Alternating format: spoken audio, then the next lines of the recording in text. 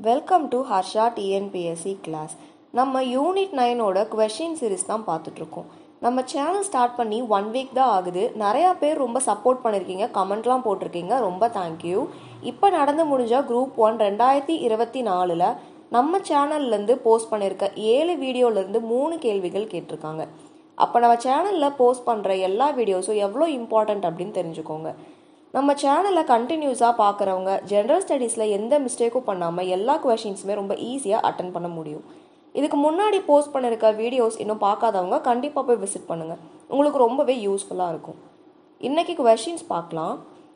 6th question, இதுக்கு முன்னாடி 5 question discuss பண்ணியிருக்கோம், நிறைய பாயிண்ட்ஸோடு டிஸ்கஸ் பண்ணியிருக்கோம். ஸோ கண்டிப்பாக பாருங்கள்.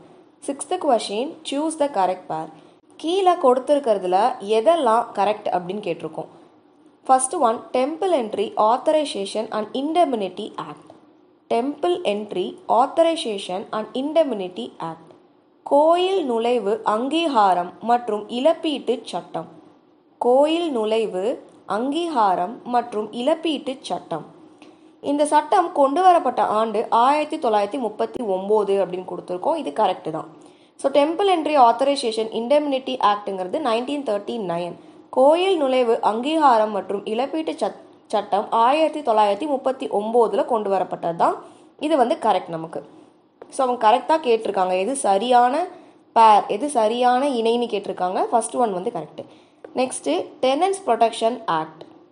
டெனன்ஸ் ப்ரொடெக்ஷன் ஆக்ட் குத்தகைதாரர் பாதுகாப்பு சட்டம். குத்தகைதாரர் பாதுகாப்பு சட்டம் 1952 1952ங்கிறது கரெக்டு. 1952ங்கிறது correct. So next Madras Devadasi act. Madras Devadasi act. Madras Devadasi சட்டம்ங்கிறது 1945 கொடுத்துருக்கோம். இது 45 கிடையாது, 1947. கீழே கொடுத்துருக்கிறதுல எது சரின்னு கேட்டிருக்கோமா. நீங்கள் சரிங்கிறது எதெல்லாம் இப்போ வந்து இது தப்பு அப்படின்னா இது ராங்குன்னு தெரிஞ்சால் மிச்சம் 3மே கரெக்டு அப்படிங்கிறது கண்டுபிடிச்சிடலாம். ஆக்சுவலாக இங்கே நம்ம அப்போ சூஸ் த ராங்குன்னு தான் கொடுத்துருக்கணும் இல்லையா. தவறான இணையை தேர்ந்தெடுங்கன்னு கொடுத்துருக்கணும், சரியான இணையை தேர்ந்தெடுங்கன்னு கொடுத்துட்டோம். ஓகே ஃபைன், இது தப்புன்னு தெரிஞ்சால் மிச்சம் 3 கரெக்டுன்னு கண்டுபிடிச்சிடலாம். ஸோ ஃபர்ஸ்ட் ஒன் வந்து 39ங்கிறது கரெக்டு. டெனன்ஸ் ப்ரொடெக்ஷன் ஆக்ட் அப்படிங்கிறது 1952. ஆப்ஷன்ஸ் வந்து எப்படி கொடுக்கலாம் அப்படின்னு பார்த்தீங்கன்னா சூஸ் த கரெக்ட் கேட்டிருக்கோமா.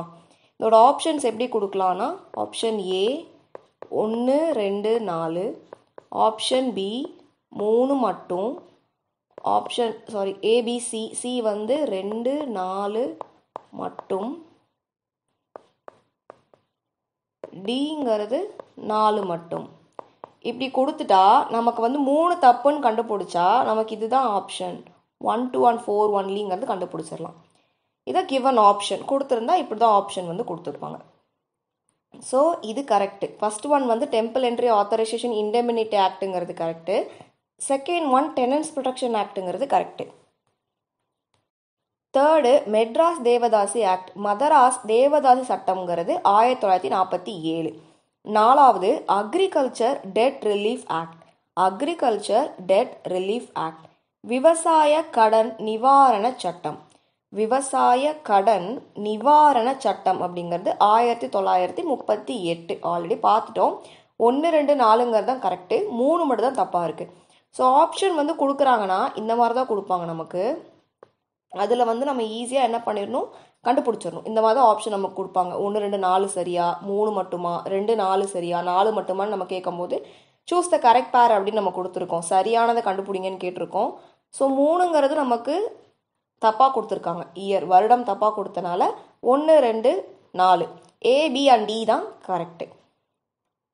இதில் சில முக்கியமான பாயிண்ட்ஸ் வந்து நம்ம அடிஷ்னலாக பார்க்கணும்.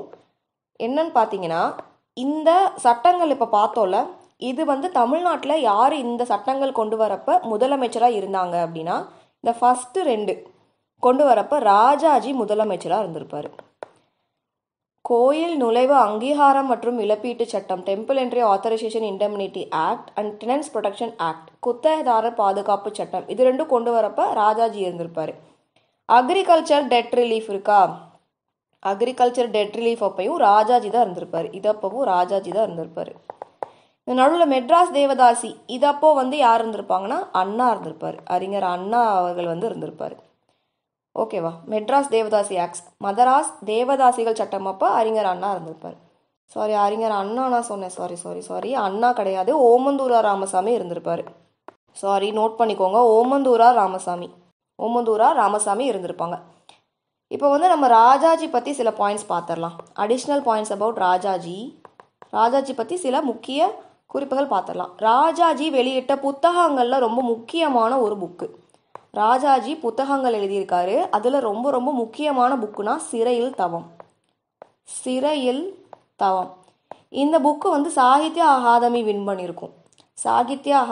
பண்ணியிருக்கும். என்ன இயர் அப்படிங்கிறத கமெண்ட்ல சொல்லுங்க. இது ஃபர்ஸ்ட் பாயிண்ட். செகண்ட் வந்து இவர் காந்தி ஆசிரமம் அப்படிங்கிறத ஒன்று உருவாக்கியிருப்பார். காந்தி ஆசிரமம் இவரா உருவாக்குனாரான்னு இல்லை, இவருக்கு வந்து உதவியாளராக ஒருத்தவங்க இருந்திருப்பாங்க. இவர் காந்தி ஆசிரமம் அப்படிங்கிறத திருச்செங்கோட்டில் வந்து அமைச்சிருப்பார். திருச்செங்கோடு அப்படிங்கிறது ஈரோடு மாவட்டத்தில் இருக்கு. ஈரோடு டிஸ்ட்ரிக்ட்ல இருக்க திருச்செங்கோடுங்கிற பிளேஸ்ல காந்தி ஆசிரமம் ஒன்று வந்து ராஜாஜி நிறுவியிருக்காரு. நெக்ஸ்ட் வந்து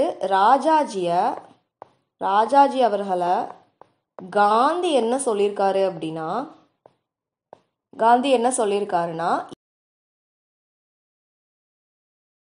ஸோ காந்திக்கு வந்து ராஜாஜி என்ன அப்படின்னா, எனது மனசாட்சியின் காவலன். இங்கிலீஷ்ல நோட் பண்ணிக்கோங்க, கார்டியன் ஆஃப் கன்சைன்ஸ் அப்படின்னு சொல்லியிருக்காரு. நெக்ஸ்ட் வந்து சிஆர் திட்டம், சி ராஜகோபாலாச்சாரியோட பிளான். சிஆர் பிளான் அப்படிங்கிறது 1944 வந்திருக்கும். ஸோ ஒரு கொஸ்டின் பார்த்துட்டு நம்ம அப்படியே மூவ் ஆன் ஆகலை. 4 ஆப்ஷனுக்கு என்னென்ன வரும், அது யாரோட காலம் வந்து யாரோட காலத்தில் கொண்டு வரப்பட்டது, யார் அப்போ சிஎம்மா இருந்தாங்கன்னு பார்த்தோம். அதில் ராஜாஜி பற்றி முக்கியமான ஒரு 5 பாயிண்ட் பார்த்துருக்கோம். நெக்ஸ்ட் கொஸ்டின் மூவ் ஆன் ஆகலாம். Which of the following was not introduced by Kamarajar? கீழே கொடுத்துருக்கிறதுல காமராஜர் கொண்டு வராதது எது? காமராஜரோட பீரியடில், அவர் சிஎம்மா இருந்த பீரியடில் அவர் கொண்டு வராதது எது, அவர் இன்ட்ரடியூஸ் பண்ணாதது எது அப்படின்னு கேட்டிருக்கோம். First option Tamil Nadu industrial cooperative bank, Tamil Nadu தொழில் கூட்டுறவு வங்கி. இது கொண்டு வரப்பட்ட ஆண்டு 1962. இது காமராஜர் காலத்தில் தான் கொண்டு வரப்பட்டிருக்கும். Tamil Nadu industrial cooperative bank, Tamil Nadu தொழில் கூட்டுறவு வங்கிங்கிறது 1962 1962 கொண்டு வரப்பட்டது காமராஜர் பீரியட்ல. Next chief minister welfare fund, இது கொண்டு வரப்பட்ட ஆண்டு 1967. தமிழ் எழுதிக்கோங்க, முதலமைச்சரின் நிதி நலன் அப்படிங்கிறது 1967 கொண்டு வரப்பட்டது. இது வந்து காமராஜர் கொண்டு வந்திருக்க மாட்டாரு, அண்ணா கொண்டு வந்திருப்பாரு. அறிஞர் அண்ணா கொண்டு வந்தது தான் இந்த chief minister welfare fund. So கீழே கொடுத்துருக்கிறதுல எது நமக்கு அண்ணா இன்ட்ரடியூஸ் பண்ணலன்னு கேட்டாங்கல்ல, இதுதான் அண்ணா இன்ட்ரடியூஸ் பண்ணல. பிகாஸ் இன்ட்ரடியூஸ் பண்ணது காமராஜர் இன்ட்ரடியூஸ் பண்ணது அண்ணா. கன்ஃபியூஸ் பண்ணிட்டேன்னு நினைக்கிறேன், திருப்பியும் சொல்கிறேன். நம்ம கொடுத்துருக்க கொஸ்டினில் காமராஜர் கொண்டு வராதது என்ன, காமராஜர் இன்ட்ரடியூஸ் பண்ணாதது என்ன அப்படின்னு கேட்டிருக்கோம். First one Tamil Nadu industrial cooperative பேங்க்குங்கிறது காமராஜர் கொண்டு வந்தது.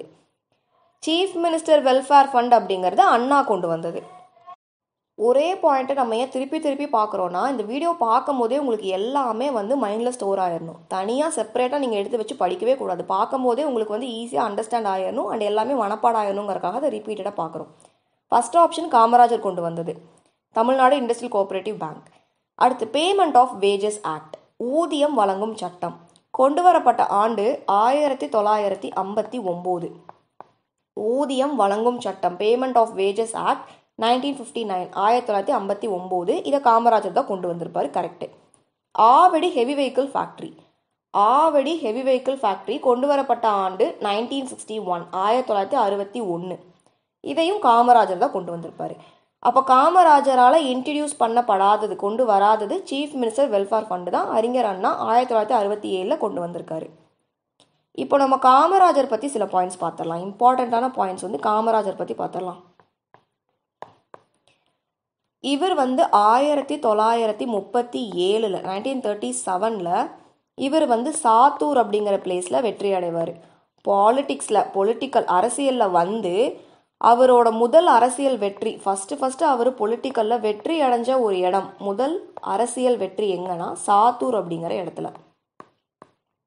ஸோ அரசியலுக்கா காமராஜர் வராரு, முதல்ல அவர் போட்டியிட்டு ஜெயிச்ச இடம் அப்படின்னா சாத்தூர் அப்படிங்கிறது 1937. ராஜாஜி கொண்டு வந்த குலக்கல்வி திட்டம், குலக்கல்வி modified scheme of elementary education. ஓகேவா, மாடிஃபைடு எழுதிக்கோங்க ஃபாஸ்ட்டாக. மாடிஃபைட் ஸ்கீம் ஆஃப் எலிமெண்ட்ரி எஜுகேஷனுங்கிறது குலக்கல்வி திட்டம். இது ராஜாஜி கொண்டு வந்தது. இதை வந்து காமராஜர் என்ன பண்ணுறாரு, வேண்டாம் அப்படின்னு கேன்சல் பண்ணிடுறாரு. கேன்சல்டு. ஓகேவா, இவர் கேன்சல் பண்ணிடுறாரு, வேண்டான்னு கேன்சல் பண்ணிடுறாரு. Next Simon commission. சைமன் குழு நமக்கு தெரியும். எப்போ வந்தாங்க சைமன் குழு, இந்தியாவுக்கு எப்போ வந்தாங்க, மதுரைக்கு எப்போ வந்தாங்க அப்படிங்கிறத கமெண்ட்டில் சொல்லுங்கள். இயரை வந்து கமெண்ட்டில் சொல்லுங்கள். ஏன் நான் சில பாயிண்ட்ஸ் 1-2 பாயிண்ட் கமெண்ட்டில் சொல்லுங்கள் அப்படின்னு கேட்குறேன்னா, நீங்கள் அப்போ கூகுளில் போய்ட்டு ப்ரௌஸ் பண்ணும்போது உங்களுக்கு அது அடிஷ்னல் பாயிண்ட்ஸ் இது பார்ப்பீங்க, அது உங்களுக்கு யூஸ்ஃபுல்லாக இருக்கும். அதுக்காக ஒன்று, இந்த பாயிண்ட்ஸ்லாம் நல்லா தெரியும் அப்படிங்கிறவங்களுக்கு ரீகால் பண்ணுறதுக்காக. ஸோ இந்த 2 இம்பார்ட்டன்ட் ரீசன்னால தான் கமெண்ட் பண்ணுங்கன்னு சொல்கிறது. அடுத்து சைமன் கமிஷன் அப்படிங்கிறது, இவங்க வந்து ஃபஸ்ட்டு இந்தியாவுக்கு வருவாங்க, அப்புறம் தமிழ்நாட்டில் மதுரைக்கு வருவாங்க.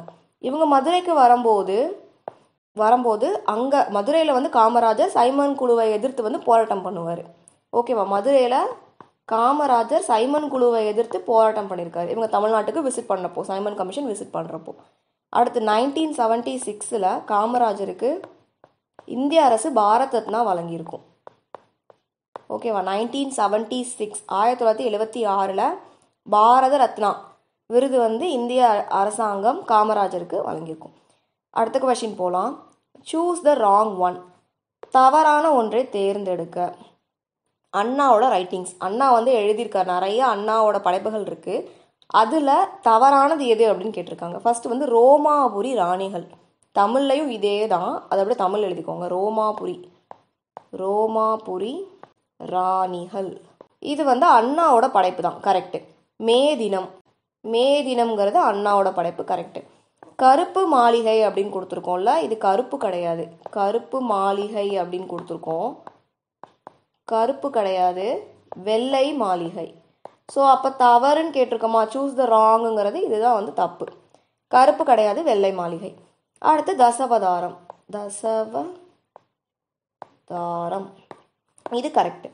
என்ன மேம் நீங்கள் படத்தோட பேர்லாம் கொடுத்துருக்கீங்கன்னா, தசாவதாரம்ங்கிறது அண்ணா எழுதின படைப்புகளில் ஒரு படைப்போட பெயர் தான். இப்போ அண்ணா பற்றின சில முக்கியமான குறிப்புகள் பார்த்துடலாம். அண்ணாவோட நிக்நேம்ஸ். அண்ணாவுக்கு நிறைய புனைப்பெயர்கள் இருக்குது. இப்போ தான் நம்ம பார்த்தோம், நிறைய படைப்புகள் வந்து அண்ணா தான் எழுதியிருக்காரு அப்படின்னு. அந்த படைப்புகளுக்கு கீழே அறிஞர் அண்ணா அப்படிங்கிற பெயரை வந்து வைக்க மாட்டாங்க. யார் என்ன மேகசினில், எந்த நாளிதழ் செய்தித்தாளில் வந்து கவிதைகள், கட்டுரை, புதினம் எது எழுதினாலுமே புனைப்பெயர்களில் தான் வந்து அவங்க அதை டினோட் பண்ணியிருப்பாங்க. ஸோ இந்த இடத்துல அண்ணாவோட நிக்நேம்ஸ் என்னலாம் அப்படின்னு பார்க்குறோம். புனைப்பெயர்கள் என்னலாம் அப்படின்னு பார்த்துடலாம். பரதன், நக்கீரன். ஸோ பரதன், நக்கீரன், சம்மட்டி,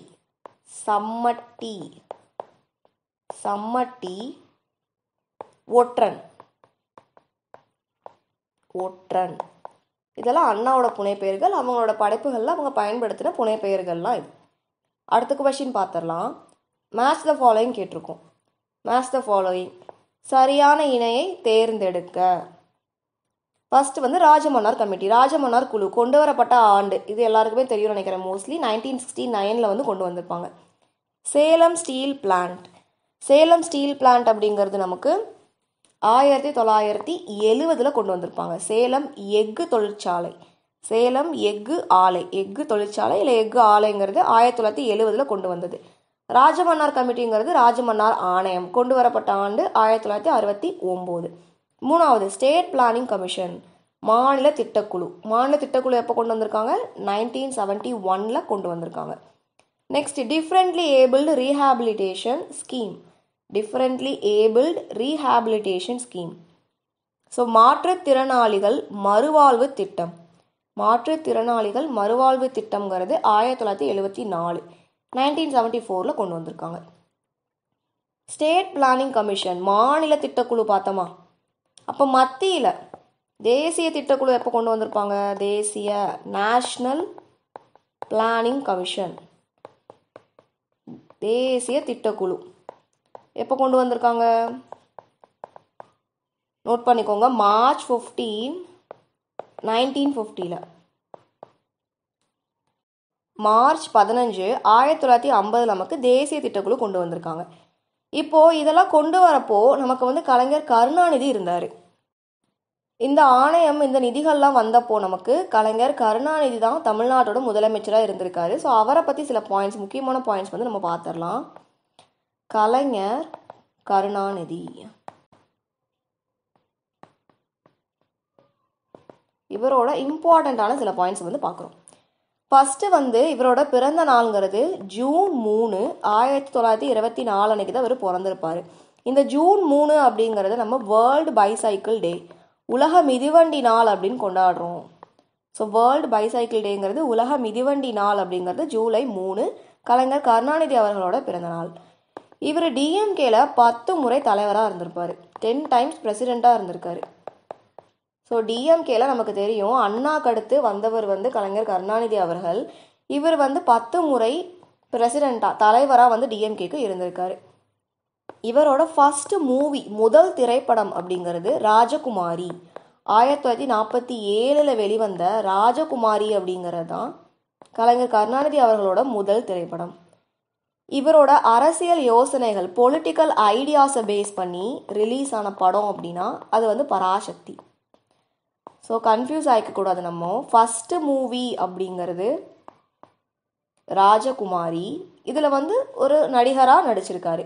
பராசக்தி அப்படிங்கிற திரைப்படத்தின் மூலமாக தான் இவரோட அரசியல் சிந்தனைகள், அரசியல் யோசனைகள் எல்லாமே வெளியே வர மாதிரி ஒரு படம் நடிச்சிருக்காரு அப்படின்னா அது பராசக்தி அப்படிங்கிற திரைப்படம் தான். இன்னைக்கான வீடியோவில் கடைசி கேள்வி பார்க்க போகிறோம். When was the 8th World Tamil Conference held?